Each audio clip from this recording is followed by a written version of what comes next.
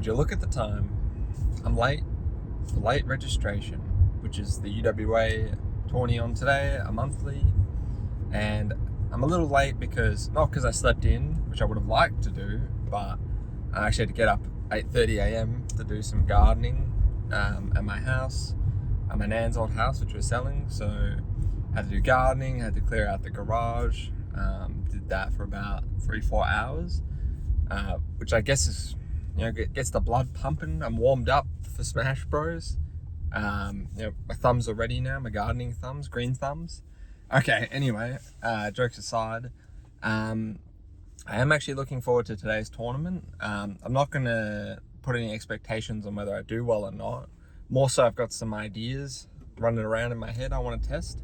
Specifically, refresh rate, which if you don't know what that concept is, there's a nice video by Pink Fresh. He's on Tweak Talks, Marcus or Pink. Basically he goes into detail about why the pros have such good refresh rate. It's not about reacting super fast, it's that they're so aware of all the different options. They have some familiarity going into all these things that they're constantly refreshing what they need to do at each stage of their movement, almost automatically, but it's more so they're just taking it each step as it goes. So less so are they trying to do what they want to do, and more so they're always thinking about what's the best option in this situation, what should I be doing here, based on some previous data I've gotten from my opponent. Are they jumping heaps, rolling, their get up options, how they're recovering high or low, will inform you on how to deal with the situation. But you're not going to just always go for these hard reads. You have to sort of, in the moment, like say I'm trying to cover someone going high, to skip the ledge, I might full hop, see how they react, or a full hop at a time to sort of intercept them or try zone them off. If they keep trying to go high, maybe I double jump, then do an aerial to like zone them off, or maybe a double jump and then I wait for them to do like a panic air dodge, something like that, and then like catch them when they hit the ground, etc., etc. So I found a lot of success just in practice, CPUs, my roommate, and a little bit of online as well, using Ethernet obviously because Wi-Fi is so terrible.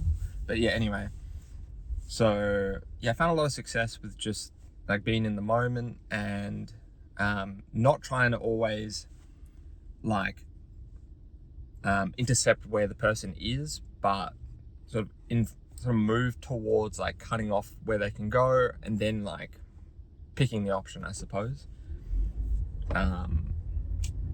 Other than that, I think mostly I've just been getting familiar with just moving again. Like I was doing a lot of misinputs where I'd like drift back, and if you didn't know this, if you're holding back when you land on the ground, like if you're holding behind where your character's facing, they'll actually turn around when you hit the ground, which is a good or bad thing. It's not, it's just an option. Sometimes you do want to turn around, like if you did an IRA and you're going towards someone and then you kept holding that direction, you could actually like turn around, do a tomahawk.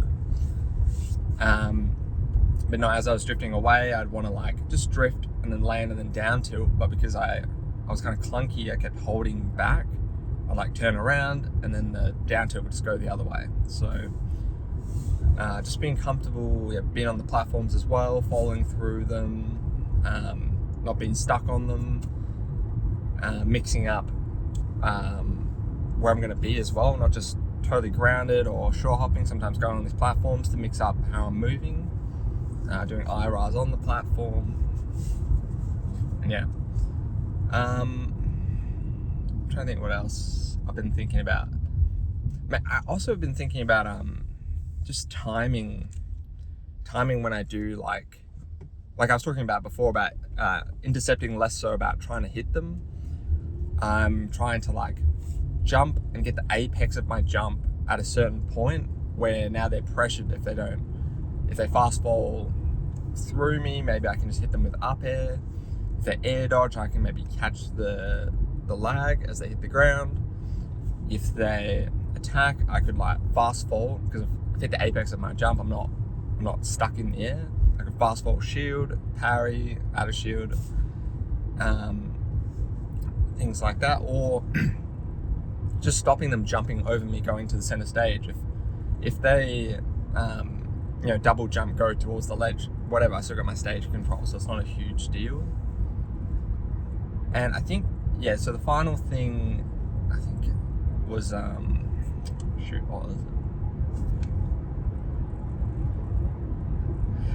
So just playing a bit more defensively, so not trying to play to get the hit, but playing more so to not get hit, which sounds kind of like I guess like in kind of layman, like kind of like simple, but I guess it is a skill in Smash Bros to know when to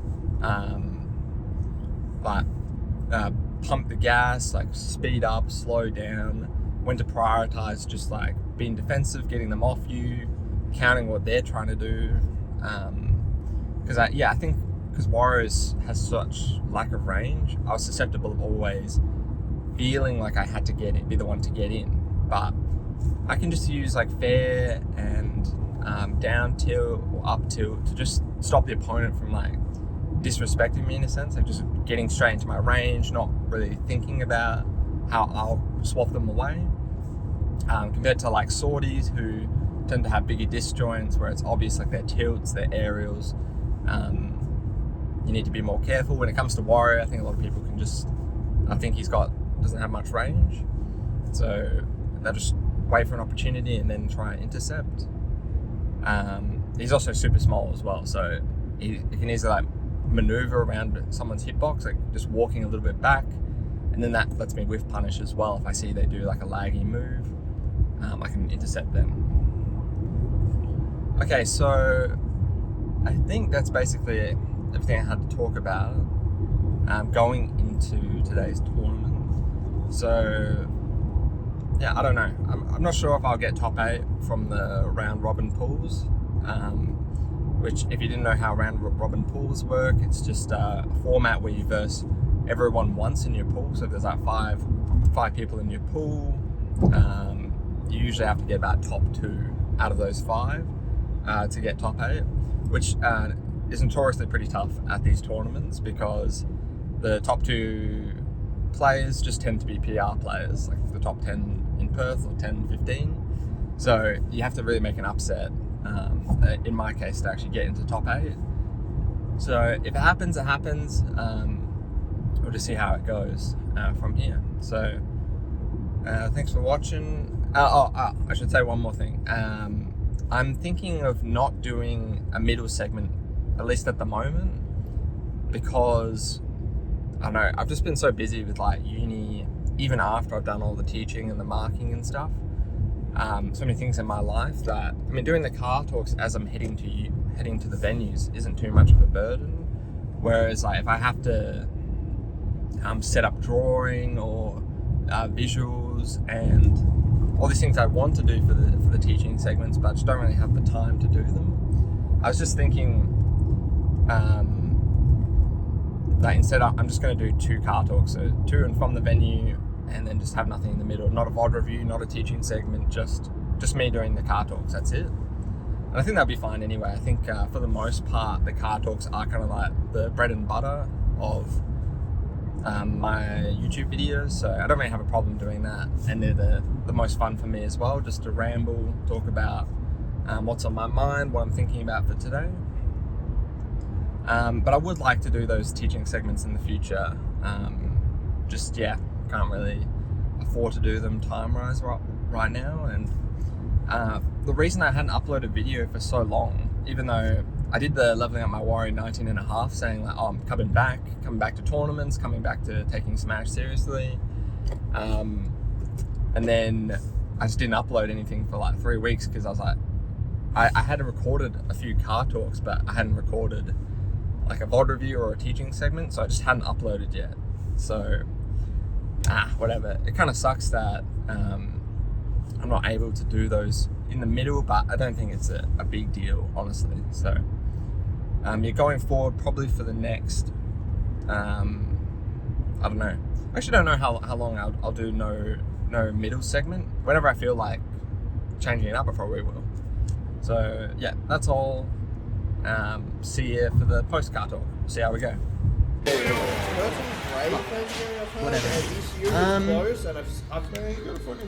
Blackout and Scales, could you two play each other, please? So I'm going to look at it.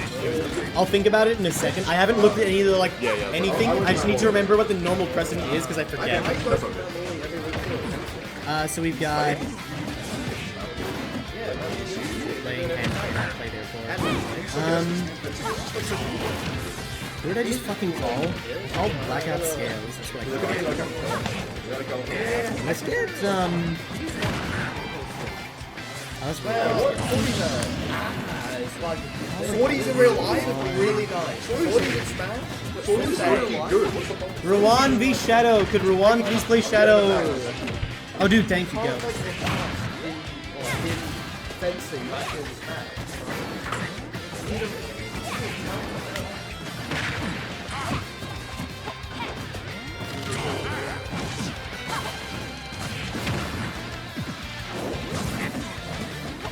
Yeah, okay. Alright, let's log back in. Jack asking just to lose to... Oh, yeah. No, he wasn't asking to lose just to Brendy. He was one of the two... He played against his... I think his friend from high school, actually. He played against another guy, and the winner of that... Oh, no, not some guy. The winner of that had to play against Brendy, and he didn't want to play against Brendy, so he said, can I pretend like this other O2er beat me so that I can play in losers against people who are worse? That was his angle. I just realized that Brendy went min-min. Holy... Josh was mentioning that he played a min-min on, I think, when, at Phantom. Not at Phantom, but one of the pre-locals. And he described the fucking, he described the min-min as actually being, missing link kind of brain activity. Real Cro-Magnon drug kind of neutral gameplay. Brendy's a smart guy. He's got his shit now. He's up 2 stars. Toxic? Yeah, mad toxic. Josh is a nice guy. He's actually not a toxic gamer. He just, if he doesn't like something, he gets about it. He keeps it real. I can appreciate that. Ooh. Man, I love seeing Josh slowly put that work in. It was a while ago, I remember him saying in a random chat, he was like, I don't know if I'm ever gonna get good enough, I never know if I'm actually, I feel like I've just joined the scene too late. But to be honest, if you just look at the wins he's been making and the distance he's been covering, piece by piece, you can tell that he works. You can tell that he's practicing. And there's a fucking example of it. Even Brendy's laughing at that. Brendy locking him though. Not gonna let it be him. Dude, when Josh gets you with those rocks, and he starts jumping around, you're just like, oh fuck. Actually, that's me. I don't know if it's Brendy. Brendy a pretty good close guy. He's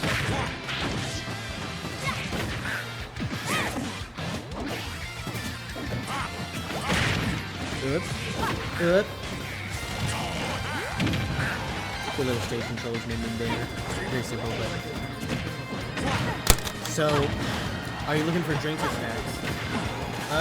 Go down that way, and before you hit the stairs, there should be a doorway on the right. That room has drink vending machines. Hopefully they're working. Hey, brother. Josh is not so... He's mounting a reverse 2-stock, but Brendy's been picking up this. He got a random stock, third stock. The second stock he took from a walk. So I just realized I spoke to the camera for 15 minutes, breaking down my entire 9-man round robins and my top 8. Oh, spoiler, I got top 8 in the end. Performance, and turns out I wasn't recording, so let's just try it again, I guess. So I might not go into as much detail as I did in the car talk. That's long gone, lost to the ether. But no, I was really happy with how I was playing today, specifically around being more defensive, recognition of how to not get hit versus trying to force my way into getting hits. So playing a little safer and really like refreshing my option selection. Like I wouldn't just go into every situation with an idea of how I wanted to do things. I just react in the moment. So if a different situation came up, I had more flexibility in my mind, more adaptability, I suppose, to like how my opponent was playing, and punishing picking options based on what I should be doing, less so about what I want to do. So I'm not going to break down all the games again, because that was pretty tiring actually, and kind of sucks it's not recorded anyway.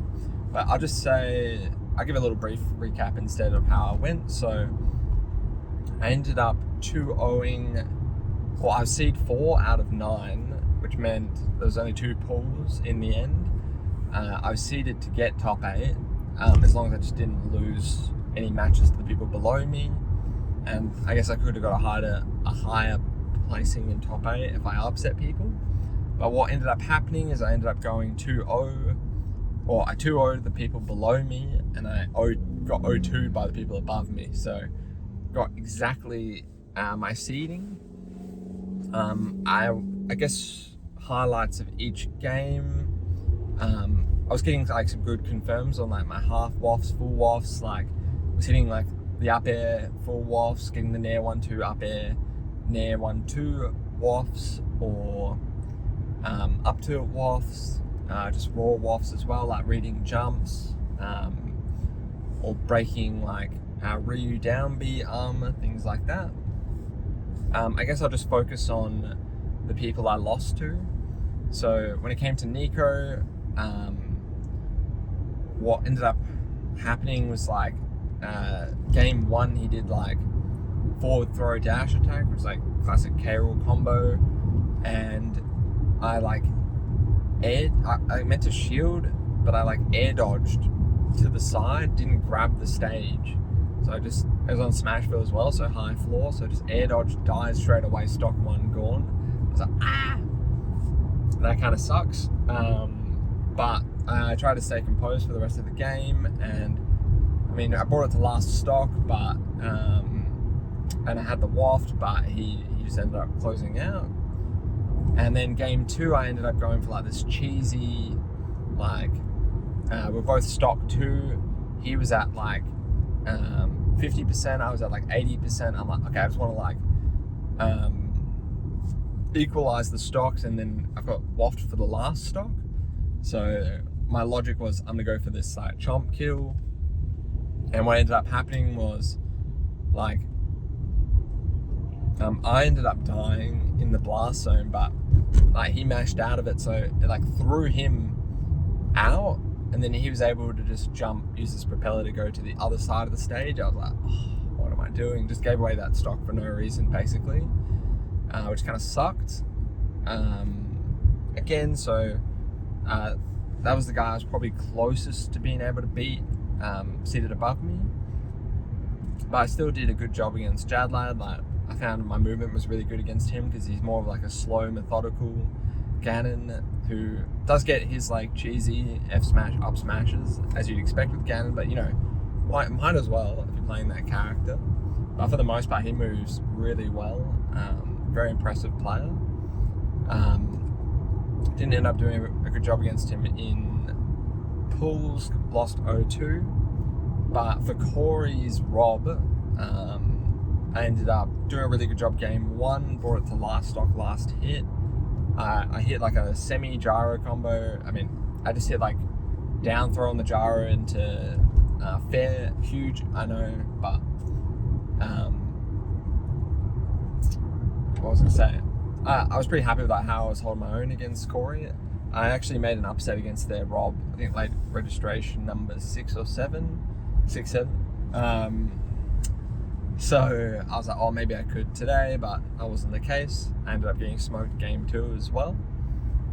But I was happy that I managed to get top 8 though. It was my first time getting one at a late registration.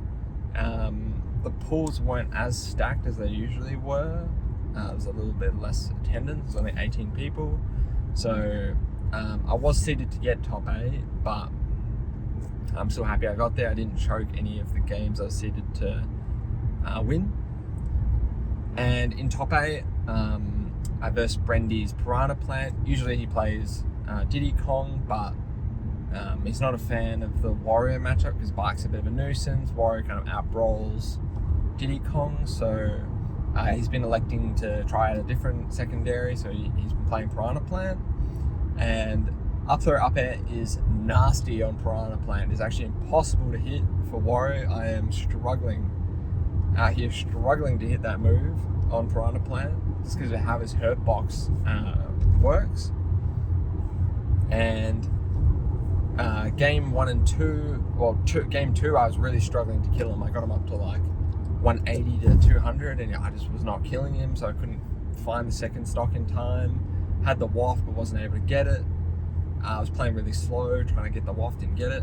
And then game 3, we were both last stock, last hit, and then I managed to find the down tilt dash attack, but because it was like center-ish stage, and Piranha Plant is pretty heavy, he ended up living just in the corner, and then I had a feeling he'd like neutral get up or jump, so I did chomp at the ledge, but he rolled, turned around, grabbed me, and then up-throwed me as Piranha Plant, killed me. I was like, ah. So I lost 0-3, and then against Jadlad in top 8, I was getting, again, pretty smoked the first 2 games. Game 3, I ended up getting like a gimp where my down air caught his double jump, killed him, and then yeah, again, I went for like this cheesy chomp to like close out, but he was at 0, and I thought maybe as I chomped him, it'd send him out in such a way that he wouldn't be able to double jump up beat a stage. But he was just able to do that under Town and City, so ended up bringing it close. It ended up bringing that to last stock. I found up to waft after an air dodge read, but he was too heavy, too close to the center stage, didn't kill, so oh well, is what it is. And yeah, ended up losing 0-3. So I was pretty happy with how I played overall, specifically the things I was talking about in the car talk to the venue. So can't complain about today. Had a good time, and yeah, that's it. So thanks for watching. Sucks about the car talk not getting recorded, but yeah, see you around.